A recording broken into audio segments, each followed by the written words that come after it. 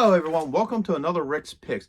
Today I'm going to be doing the last figure of the Nightmares of Lovecraft series of figures, and this one's the Ghoul. Now for most of you who don't know who the Ghoul is, he is from actually one of my favorite Lovecraft stories, Pittman's Model. He is the monster that they modeled the painting after. I'm not going to get into spoilers of the story if you haven't read it. It's a really cool short story, really creepy, and I really love it. Like I said, it's one of my all-time favorites of the Lovecraft stories. So what I'm going to be doing is I'm going to take a look at the figure, what accessories he comes with, and my thoughts on them. So if you do like this video, go ahead and hit that like button, and if you want to see more, hit the bell to see more. So without any further ado, let's get to the review. So here we have the Ghoul. He's a really cool looking piece. It's a nice, imagination of the Ghoul from the original, Pittman's Model. So let's take a look at him. Let's give him the rotation. I love the detail that they put into these figures. The only thing that's unfortunate, I feel, is that they only made 3. There's only 3 figures. They made Cthulhu, Dagon, and obviously the Ghoul.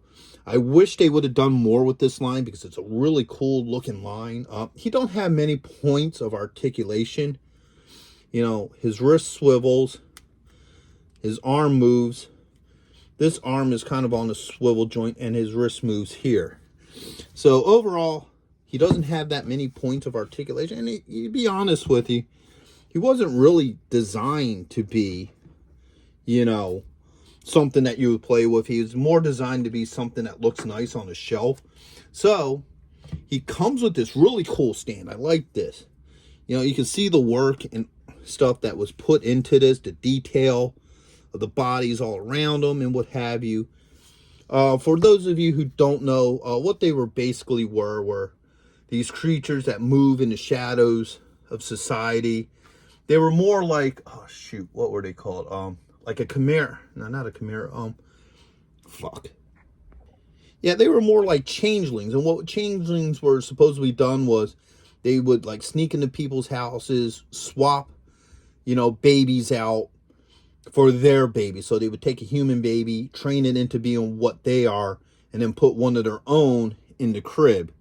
So he sits on this stand really well. Like there's 2 pegs here. So this leg will go in. Whoops, goes the other way around.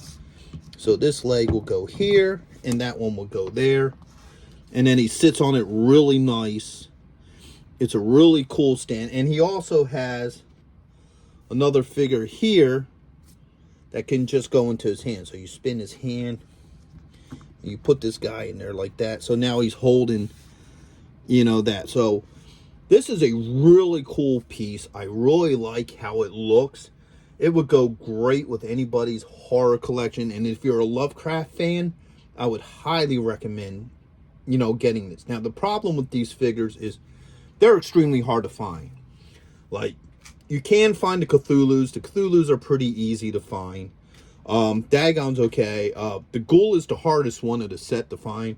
When I got them, I was lucky. It was actually when they were out in the wild.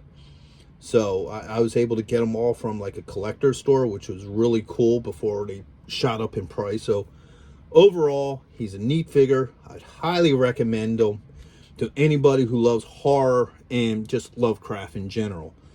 So I hope you liked this review. If you did, go ahead and check out my horror and sci-fi playlist where I have the other figures from this line and other horror and sci-fi icons. And if you do like this, go ahead and hit that subscribe button. I would really appreciate it.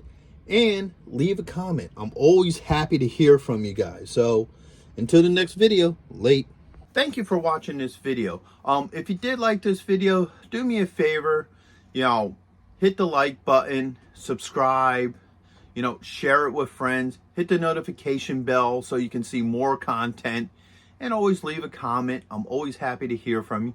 And check out my Patreon page where I have things that you won't see, on this normal page. So once again, thank you for watching this video, and I hope to see you in the next one. Later.